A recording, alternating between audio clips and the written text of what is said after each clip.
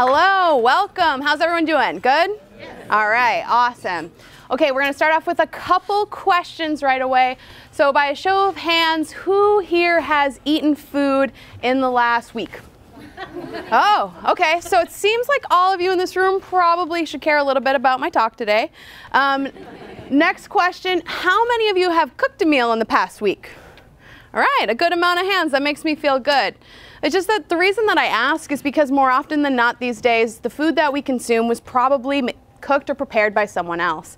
On average, as Americans, we eat out 4 times a week or more, which means that someone else has planted, harvested, washed, loaded, distributed, unloaded, washed again, prepared, and cooked that meal in front of you, as well as taken your order and cleaned up the mess that you've left behind. The message that I'm trying to get across today is that the people behind the food is the most important part of our food system. And that thinking about where you're spending your food dollar and supporting your local community is good not just for you, but those around you. All right, one more question. Out of all those meals in the past week, how many of you can say that one or multiple of those ingredients were sourced from a local Upper Peninsula producer or grower or maker? Anybody? Okay, that's a good sign. How many of you have no idea? Yeah, I figured there'd be a lot of that. How many of you wish that there was something or someone who could help you learn a little bit more? Hello, my name is Alex Palzewicz, and I'm the Upper Peninsula Local Food Coordinator for Taste the Local Difference. What we are is we're a local food marketing agency whose goal and mission is to educate consumers on the importance of supporting local, as well as helping support food and farm entrepreneurs in creating successful, as well as well-connected and well-thought-out businesses. My job is pretty much trying to get more people to buy more products that are made and produced here in the UP. So, sorry, got a lot of things going on here. Couple questions that I don't want you to answer with a show of hands, but these next few things are something that I want you to think about while I'm talking today. What is your food relationship? What is the first time that you truly tasted food?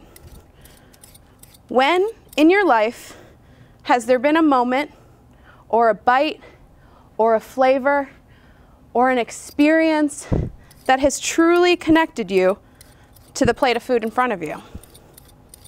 Now, for me, my food background has evolved quite a bit in the last few years. When I was growing up, I ate sugary cereals for breakfast, I had pizza for lunch, and I usually ended the day with Hamburger Helper. On the weekends, there was maybe some fast food, probably some fried chicken involved in my life. But luckily for me, thanks to the women in my life, I have a strong agricultural background from over 10 years of raising animals for 4-H. Now, my absolute favorite of all those projects was the market lamb, as you can see there. And I actually, unfortunately, had a nickname growing up from some of my friends as Lamb Killer because I sold my lamb at the UP State Fair Market Livestock Auction. So eventually, I had to make that decision that we all do. I had to go to school, and after a couple years in restaurants, I was like, I'm going to go for hospitality management, which led me here at NMU. Whoop whoop. NMU people out there? Yeah, okay.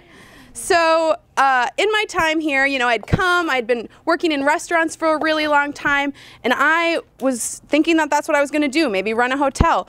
But then I stepped into the kitchen, stainless steel everywhere, and I absolutely fell in love. From that moment on, I knew that I wanted to cook.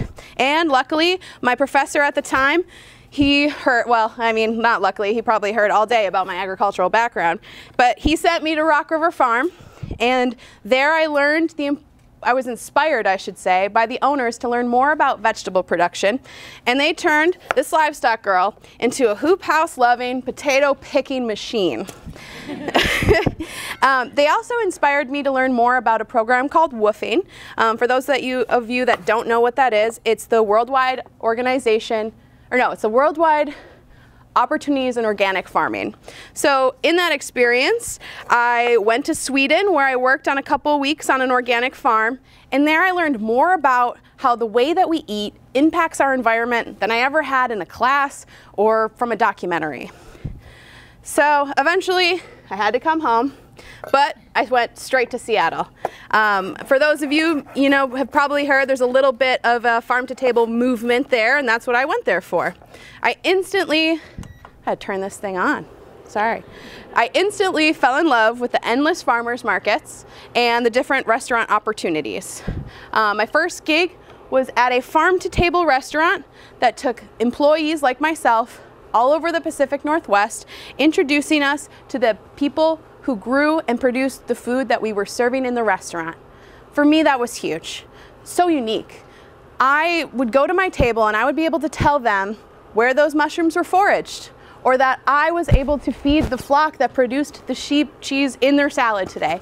And for me, to be able to be transformed from an order taker and table cleaner to an educational piece in a person's meal was such a huge, and it really gave me respect in that job. I also worked at a restaurant called Stateside. They were voted Seattle Met's 2016 Restaurant of the Year. I didn't work there when that happened. I worked there after they got voted. Still cool, but not anything I contributed. But in a year's time, I worked every position of the line, from garde manger to sauté. It was an amazing experience that helped me learn more things like how to break down a goat or process eel. But more importantly, it taught me how to balance flavors, as well as it gave me a brand new respect for the people that are behind our food system in the sense of the line. Lifting stock pots larger than us, long days, endless hours, all to spend the last 2 hours of your shift cleaning up the mess. Eventually I came back to Marquette, and now we talked about that farm in Sweden. I hadn't been the only person that had gone. I was joined by one of my fellow graduates, as well as huge friend that supported my local food obsession through the years, Alyssa Pilot. She's a co-owner of Diggs Gastropub, and that's where I found myself employed for the summer, working as their catering manager. Under my work there, we were able to plan and execute the first certified local food event in the Upper Peninsula, called the NMU Hospitality Management Alumni Chef Competition.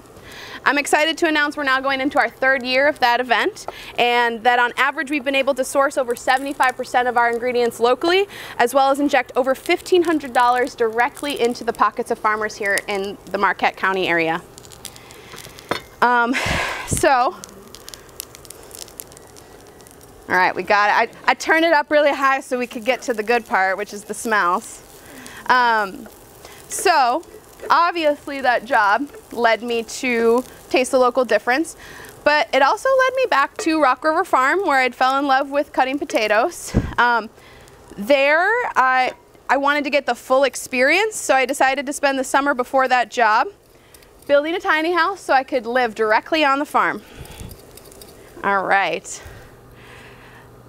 Something else also happened that summer. That nickname that I was talking about, Lamb Killer. Unfortunately, or fortunately I should say, didn't mean to say that. Fortunately, or whatever way, I made it a reality. I, with Rock River, went in on a lamb from the UP State Fair Market Livestock Auction.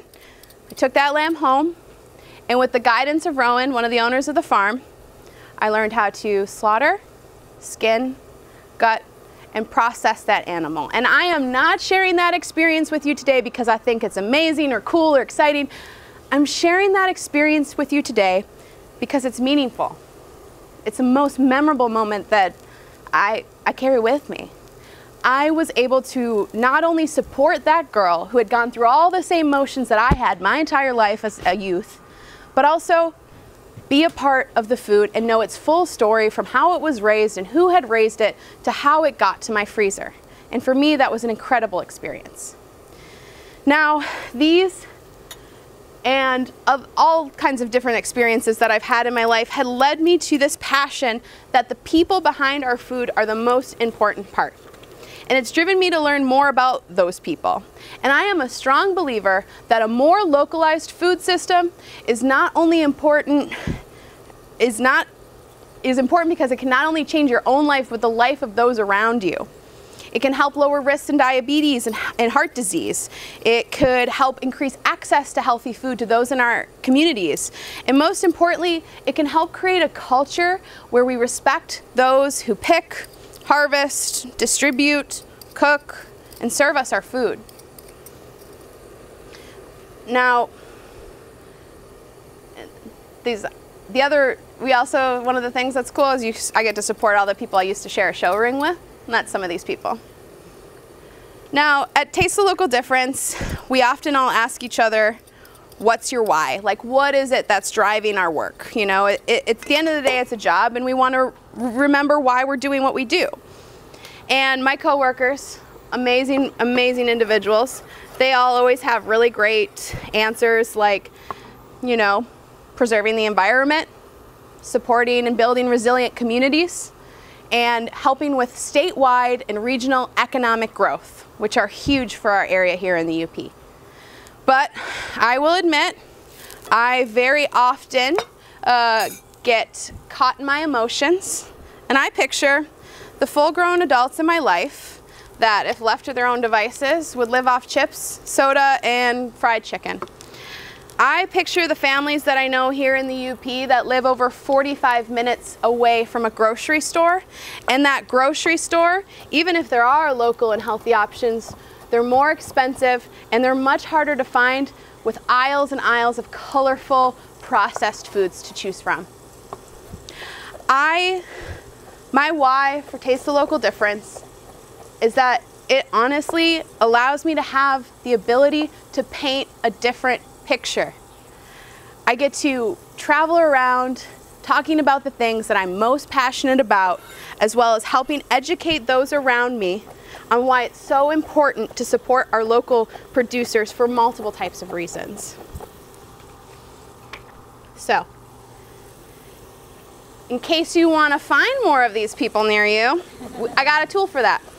If you go to localdifference.org, and you click Find Food and Farms, you'll be led to our online database, which it's my job to uphold.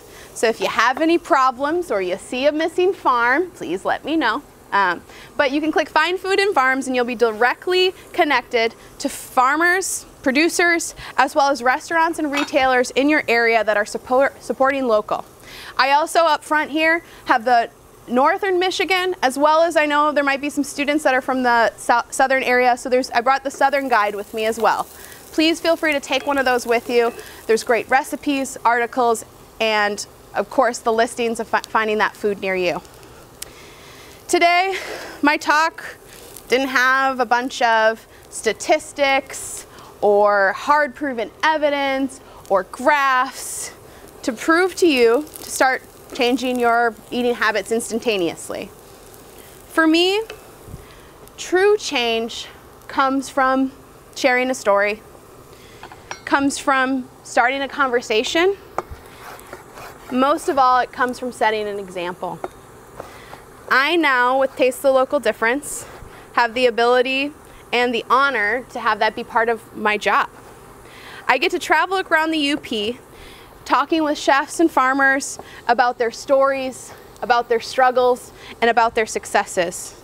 I get to attend meetings where stakeholders in local food or people who would like to see those things grow are working on problem-solving ways to help better distribute and get local food into the hands of those need it most. I get to plan celebrations where I get to educate people on the importance of buying local, as well as the importance of things like cooking. But most of all, and the absolute best part about my job, is that I get to set an example. Eating local as often as I can, and in my demo, I'm taking a bite right now, so you can all picture that, but we're not quite there yet. We'll get there in question time, but it tastes, let me tell you, that the flavors of the Upper Peninsula are on point. Thank you so much.